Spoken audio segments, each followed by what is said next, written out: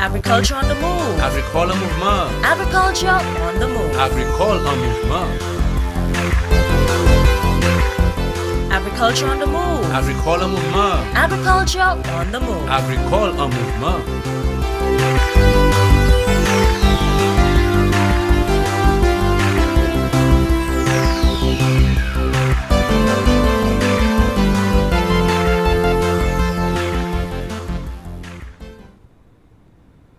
Good day again, viewers, and welcome to the program Agriculture on the Move. I am Phillip Sydney, your host. Today with me is Mr. Luke Emmanuel, who is an agronomist, a long-time agronomist, attached to the research division in the Department of Agriculture. And the topic we're discussing today, or the project, he is the coordinator of that project. And that project is the Morocco Soil Fertility Mapping Project. Welcome to the program, Mr. Emanuel. Thank you very much, Mr. Sydney. Yeah, that's long overdue, you know. Yes, we're out in the field and it's keeping me busy. That's why we took some time before I could come in with you to share what's going on as it relates to the Morocco project with the St Lucian public. Definitely, very good, very good. I think this mapping is long overdue. We have had our soils mapped for years, and of course, as you know, things change. Climate change and everything will change. Soil fertility will change. The pH will change. You know, so I'm happy that this project is coming on board. But give us a little background into that project. How did this project come about? Well, this project really came about as a need to improve on our agricultural productivity as it would relate to the soil itself. We've, for some time now, been producing below what is expected from the soil itself in terms of the various commodities which we engage in agricultural production.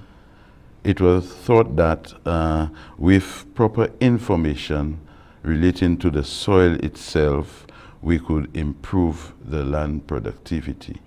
And as such, that program is one of the aid packages which the Kingdom of Morocco had a memorandum of understanding with the government of St Lucia to enable us to be able to investigate our soil properties and see what's lacking and how best it can be improved. So who asked for that assistance? The government of St Lucia? That is correct. Okay. Yes. What does that program entail in terms of the way forward? Well, what we're currently doing, you have St. Lucia is actually divided into a number of agricultural grids. Each grid is approximately 60 acres. The first component of the project, or the first work package of that project, was to identify and carry out a reconnaissance survey of the existing information so that we could provide agricultural grids of the agricultural areas in St. Lucia. In total, we got 512 grids, and each grid is approximately 60 acres. Yeah, and it is from these grids that we're going to collect the information as it would relate to the soil properties, pH, electrical conductivity, macronutrients, micronutrients, and some of the physical properties such as soil texture. Okay. Yeah. So you all have started taking the samples. That is correct. What area have you started, and are the farmers in those areas aware of what you're doing? As we go along, we make them aware because we had to accelerate the project. It was a little bit behind when I came in October of 2018. And to expedite things, we got onto the ground immediately in January. And as we go along, we're informing the farmers and the public at large of what's taking place. And Well, with this program now, which we're doing here, it should give us some mass attention so that the general public would be able to As far as publicity is concerned. Yes, as far as publicity is Great. concerned. You collect the samples. What happens to the samples that you collect? Okay, we have to, like I said, St. Lucia is divided into 512 agricultural grids. We're collecting one composite sample from each grid. And the composite sample is made up of 3 samples to form one sample. We're actually using a kind of triangular method in that we're taking 1 point, 2 points, 3 points. That would be the 3 samples and making it one, mixing it to make one. Okay. And we're also taking a reference point in the center of that grid. Okay. Right? We've been guided by the GPS equipment, and it is through this GPS we locate the actual grids, because we have the grids downloaded in this unit here, which I have in my hand, and then we would go out in the field and track to get to that particular grid. It is not all the grids that we go to we are able to collect samples, because as time has gone by, a lot of these grids which were once cultivated and agricultural grids have reverted to commercial activity, residential activity, and as such we cannot include them in the sampling process. But whatever grids which are still cultivated, we would take samples from them. We also come across a few grids which are now forested areas. I can recall sometime in the recent past, the Ministry of Agriculture had gone about reclassifying the land capabilities, and a lot of lands which were once cultivated went back into forests. Yes. Because it was actually agricultural practicing in the forest reserve. So then these lands went back into forests. So then the grids that are located in these lands, we cannot sample them. Okay. Yeah.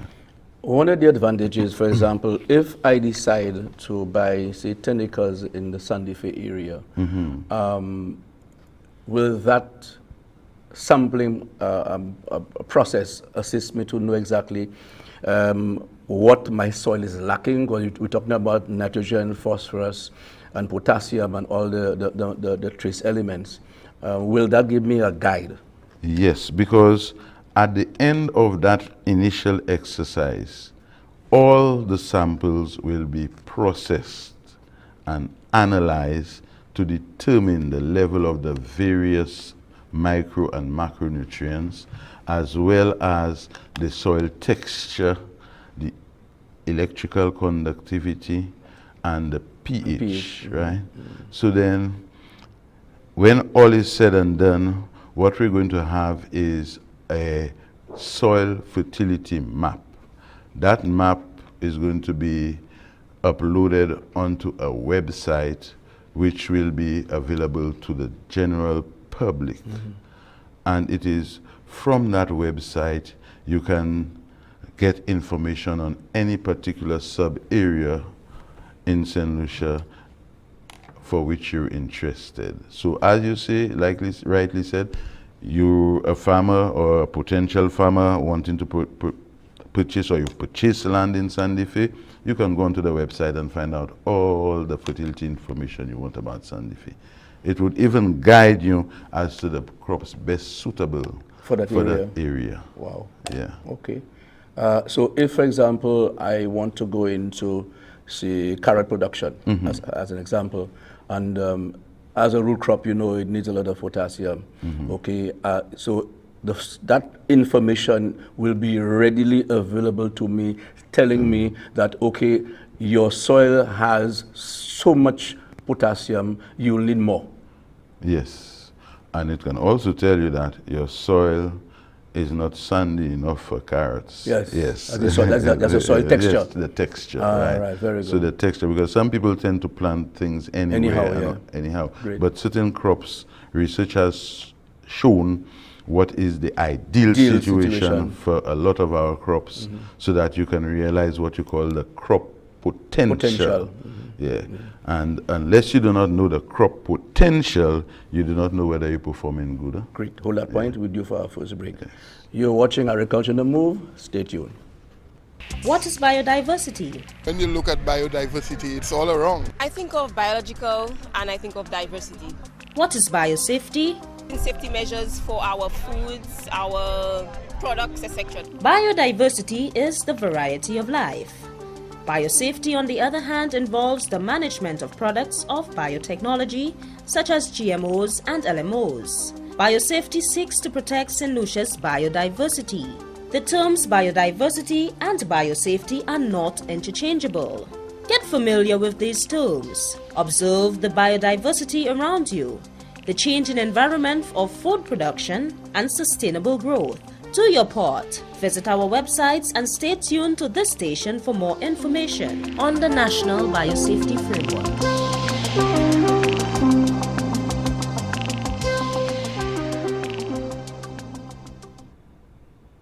Welcome back to the program.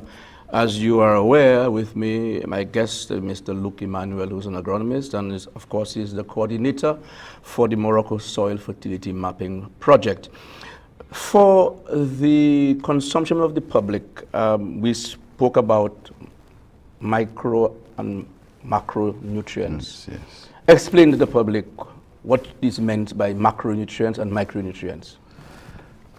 A macronutrient would be considered to be a nutrient required in large amounts by a plant. All right. And a micronutrient would be considered as a nutrient which is required in minute or small amounts by the plants for its daily metabolic processes. Great.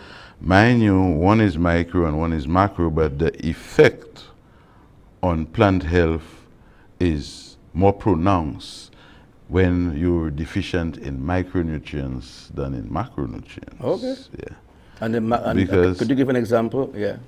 Because often I wouldn't have any example offhand, but the micronutrient, like I say, is a small quantity required, but it can have a very, significant impact on your productivity. Yeah, because Yeah. sometimes I hear there's You- also yeah. boron. I was just coming to Yes, this one. yes. Boron is one which comes in mind, Yes. in that in our main crop in St Lucia, bananas, boron deficiency affects fruit set, and also, in other words, the length of your fingers, the deformity, some of the deformities you get and whatnot. right. Yeah, that is a direct result. So that's what they're of called essential alcohol. elements. Yes, in some way. basically, yes. The micro, but the essential. Yes. Right. And then the macro Yeah. are the nitrogen, Then, yes. the phosphorus and Phosphorus. potassium. Potassium, Yeah. calcium, Calcium, magnesium. magnesium. Yeah, all these are required in large amounts because they are the ones that actually take part in a lot of the metabolic activities which take place in the plants. There is also the question of fertilizer calibration trial. I think you did mention that. Yes, What yes. what is this?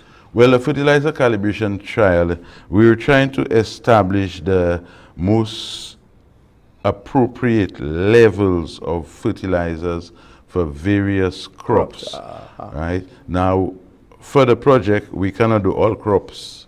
So we selected 4 crops: tomatoes, sweet pepper, cabbage, and corn. And we're working on these 4 crops in order to get the best fertilizer regime possible to produce the crop's potential yield. Research in the past has shown, what the yields can be like. So we're working towards that goal. Okay, right? okay. So that's what you're using. Yeah, the fertilizer calibration Okay. trial is basically. After you have collected your samples, it is taken to a lab for analyzation. That is the soil sample. The soil samples. Right. Okay. Yes. What happens there? Like I said, when the soil sample gets to the lab, it is processed. The process, it means that it has to be air dried, grounded, and then you can use it to do your analysis. Okay. Right? Now, the analysis would first you have to extract. In other words, you take a sample, a subsample, a small amount from that sample, and then you do your necessary extracting so you can get the ions of the particular element you're interested in a certain solution form. And then you use different instruments, right? For the pH, you have a pH meter, right? For the ions like calcium, magnesium, etc., we have an atomic absorption spectrophotometer, and this piece of equipment is capable of determining the concentration in parts per million, which we can then convert to pounds per acre of the particular element. Great. Okay. Now, with that information, you would know what to do, because crop utilization charts produced in the past indicate the various quantities of N, P, K, C, A, M, G, which is needed for you to be able to realize the crop potential. Okay. So then, for example, let's say it's not as simple as I will say it, but it works on a basis like that. You need 100 pounds of nitrogen for the growing season. Your soil only have 4 pounds or 5 pounds of nitrogen. That means you have to supply The 95. And you also include a little contingency. Right. That kind of a way. Something like that. Like this, okay. But you know, there are formulas you have to use, and then you'd get the more precise figure. But I wouldn't go into that to complicate the minds of the public, you know. I agree. Yeah. But let me tell you, after that is done, that data is collected, and it is analyzed. Yes. The next step is what? To put it on a map. On a map? Yes. Okay, okay. Yeah. And who would do that? Mr. Joel Ramin, attached to the engineering division of our ministry, is the one charged with that responsibility. Okay. So as we get the information, we pass it on to him, so then he can get it uploaded onto that map, right, which will be eventually on our website. How long is this project? The project started or got off the ground in June of 2015 and is due to end with an extension, because it had to be extended. It is due to end in June of 2020. Okay. Yeah. But so by then, your map will be ready for public consumption. Right, Okay, yes. okay. And this is not only what's taking place, because that whole project has about 8 work packages. It caters for training of extension officers, right, who would further train farmers in the use of the information which would be available, you know, on the website. Okay. Yeah, as well, you know. So those officers, are they going to be trained here in St Lucia, or they will be sent to Morocco for training? They will be sent to Morocco for training. Okay. Yes. Okay. So and then they'll come back now and work with the farmers and train the farmers. Right. It's like a trainer kind situation, of yes. Okay. Yeah, the project also intends to supply us with various types of equipment which can assist in our analytical procedures in the lab, etc., to provide the extension regions with tools to be able to sample and collect soil samples. Even like after that is done? After all of that is done. So you still have to take some samples on site? Well, actually, a good agricultural practice dictates that you at least sample your soil annually. Okay. Or you sample when there is a need. A need to sample, yes. If it is before a year. So after your crop has gone out, right. you're doing your land preparation, you see what's there. Because right? the plant would have been taking up a lot of the... So you would see what's there before you go into another crop. Good point. Right, which is what our farmers don't know. Yes, exactly. Right, Good. Yeah. We're due for another break. Stay tuned. We'll be back soon. What's in the food you're eating? Do you really even know? All the chemicals and hormones used to accelerate their growth. All the artificial flavoring, sweeteners and colors too. We consume and we don't spare a thought for the damage that they'll do. No, think about the children. Think about the children. How will we save them? Chemicals and GMOs are not the solution. Use organic and join. Excessive agrochemical use, additives, and genetically modified foods are harmful to health and the environment. Join the good food revolution. Grow, buy, and consume organic. A message from Rise St Lucia and the Ministry of Sustainable Development with funding from the GEF Small Grants Program, UNDP. The good food revolution. Welcome back.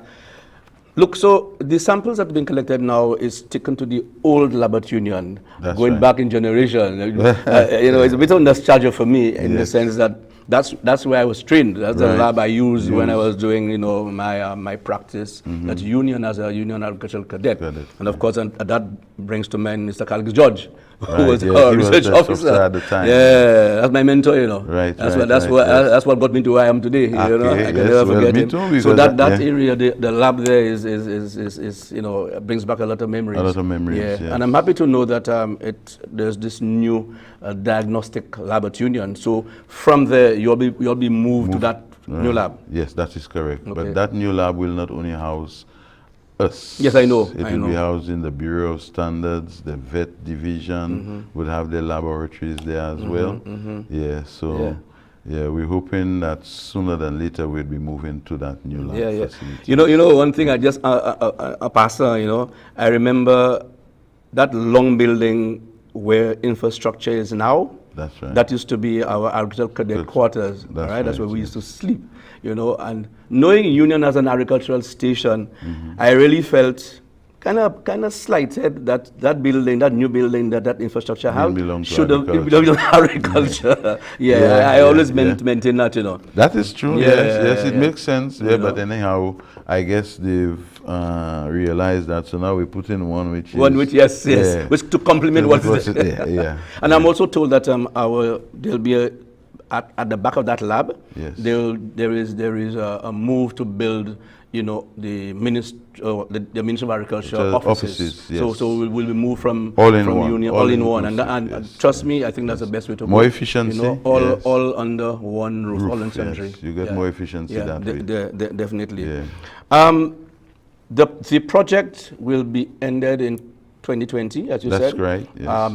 Your soils map should be ready by then. By then. Okay. But I'm happy to hear you mention that there will be small kits given to the officers so that they can work with the farmers, and also the farmers should have those kits also. Yeah. So I'm thinking here that, as you mentioned, if a crop gestation period is done and you have harvested, then you need to know what was taken up by that plant, because it will deplete the nutrients. Yes. Okay. Right. So by then again, and it is it's scientific now. Now and it's money. Because cost of production is very, very high. That's right. And you need to have the optimum use of that crop in terms of its production. So if, for example, you plant a crop there and it has used some of the elements and you don't replace that, then you'll have a lower yield. Yeah. So I'm happy to hear that. Right. And also, it's not just the fertilizer, because you as a human being, if you just eat and you ain't drink water, what happens to the food. Exactly. So we have to improve on the water supply for these different farms, right? And that way, with your proper water supply and your proper food supply, you're supposed to be able to realize the potential of the crop. Great. But independently, it cannot work. Definitely. Yeah, everything has to come together. Yeah. That fertilizer calibration trial that you spoke about, when that results will be available to the farmer? We're hoping, it hasn't gotten off the ground yet. Okay. We're still in the embryonic stages of it, in that we've selected the farms already, and we're just about fine-tuning the whole protocol in terms of the farmer's responsibility and the responsibility of the Ministry of Agriculture, you know, what we'll be providing them with and what they're expected to do, because data has to be collected. Right. And in order to collect the data, they must do what we want them to do, not what they want to do. Correct, correct. Okay? And then we'll be collecting data on growth, time to flowering, time to harvesting, plant size, etc., etc. These parameters we're going to be examining, right, during the course of the cultivation of these. So that those samples are going to be island-wide? No, we have 3 selected sites. Yeah. Okay, where are they? One in Roseau, one in Badney, and one in Bexon. Okay, so that should be your first trial. But will you be going around? No, we're just doing one trial for 2 growing seasons. Okay, okay. In other words, it's going to be repeated. And that would be sufficient, the results from that will be sufficient guideline for the rest of the island? Should, yes. Okay, because at the end of the day, whilst we have a variety of soil types in St. Lucia, remember you can grow a crop without soil. Right. Right. So when you have the information, what you have to do is to know how to manipulate the information so that you can produce what you want to produce or get the yield you want to get. Because there may be restrictive soil factors in a particular area which does not apply to that area. Correct. So wherever it applies to you, so you know just what adjust. to do. Yes, if your pH is low, you lime to bring it to the right pH, right? Which is something, again, farmers don't really pay attention As to. you mentioned about pH, I mean, tell the public about pH. A lot of people who they hear pH. What is pH? pH scientifically is defined as potential hydrogen. Now, it is that H plus ion in the soil solution which is the master of all things, basically. Right. It leads to soil alkalinity, it leads to soil acidity. Right. Right? And it is controlling the level or the concentration of these hydrogen ions in the soil solution, which is what you consider as your pH. Right? Now, there's a neutral point which is 7. The scale, it's a scalar quantity. It ranges from 1 to 14, with 7 being in the middle as neutral. Anything above 7 is going on the alkaline side, below 7 is going on the acid side. Right. Yeah. I must say that the way the pH is interpreted, one has to understand that whilst you're moving on a scale from 1 to 14, the definition of pH means that a soil at a pH of 6 is 10 times more acid than a soil at the pH of 7. Right. And a soil at a pH of 5 is 100 times more acid. A soil at a pH of 4 is 1,000 times more acid. Now, people see it as 1, 2, 3, 4. Yeah, I know. But what's happening in the soil there is a different thing. Is a multiplying effect. I'll stop you there because we're ending already. I should brought that point earlier. But in other words, at any event, the plants will do it's optimum at a pH of 7. Right. Yeah, that's what we need to do. Luke, I want to thank you for being here. I wish you well for the project. I hope that, I know it will be successful. And I wish you very on your watch. Okay? Right? Yes, thanks. You've been watching Agriculture on the Move. I want to thank you for viewing the program. And please, people, take heed. All right? Get the information, it's scientific, and that's what you need now to ensure that you get optimum yield as far as your plants are concerned. Thank you, Dwayne, and your team for giving me a little extra minute. I hope you don't get punished for that. Thank you again. I'm Phillip Sydney. Goodbye. Goodbye. Yeah. But that half an hour. Agriculture on the Move. Agricole en mouvement. Agriculture on the Move. Agricole en mouvement. Agriculture on the move. Agricole en mouvement. Agriculture on the move. Agricole en mouvement.